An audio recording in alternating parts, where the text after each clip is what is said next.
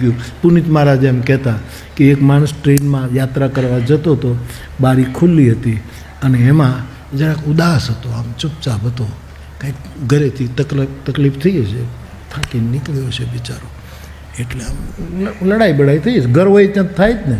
એ તો જે પૈણ્યા નથી સુખી છે ભાઈ સાહેબ. પરણો તો અમે ઘણા મહાત્માઓ કહે અમે તો રમતા રામ, પણ તું તો રમતો રામ જ હોય ને, તારે શું હોય? આમ આમ સંસારમાં આવે તો ખમતા ભમતો રામ થઈ જાય છે. દરિયાની જેમ આમ ભમરડાની જેમ ફરતો, દોરી કોકના હાથમાં હોય. તું તો રમતો રામ જ હોય ને, તારે છે શું? અમે કઈ રમતા રામ રમતા, અરે રહેવા જો રમતા, પરણી જાત ખબર પડે તારો રમતો રામ કેટલું રહે.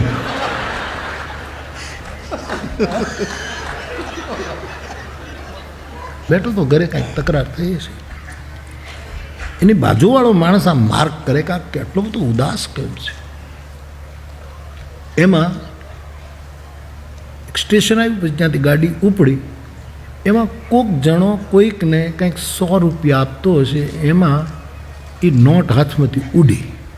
અહીંયા ગાડીએ સ્પીડ પકડી, પણ યોગ એવો થયો ને કે ઓલી બારીમાંથી નોટ ઉડી અને ઓલો જે ઉદાસ બેઠો હતો એના ખોળામાં પડી. નસીબ હોય ને ત્યારે આમ નોટું આવે, નહીં તો ટ્રેનમાં ઉતરતા ચડતા કોઈ કાપી નાખે એવું થાય, પણ આમ નહીં તો નોટ આવી એટલે પડી.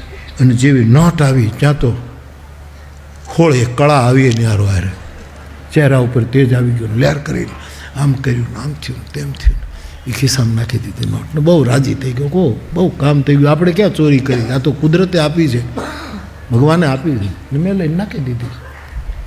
એ સાહેબ પછી બીજે સ્ટેશને ઉતરવાનું, ઓલો જે બીજો માર્ક જોતો તો એ નહીં બીજે સ્ટેશને ઉતરવાનું, એ જેવો નીચે ઉતર્યો અને એને તો કહું શાંતિથી નોટ લઈને હરખું પેલા મૂકું, એ જ્યાં આમ ખિસ્સામાં હાથ નાખે સીધો હાથ બહાર નીકળ્યો, કારણ કે ભીડમાં કોઈ કાપી ગયું. અને પાછી એ જ ઉદાસી, એ જ ચિંતા. એટલે હવે ઉલાયથી રહેવાયું નહીં કે પણ થયું શું છે, શું કે હું ઉદાસ હતો, દુઃખી હતો, પણ તો પછી એમાં વચ્ચે તું હર્ષિત કેમ થઈ ગયો, પેલી 100ની નોટ મળી, કે એમાં પાછો દુઃખી કેમ થઈ ગયો, વહી ગઈ? તો કે ઘરેથી લાવ્યો નહોતો અને ઘરે પહોંચ્યો નહોતો, વચ્ચે આવી અને વહી ગઈ, એનો શોખ શું કરે છે, ચિંતા.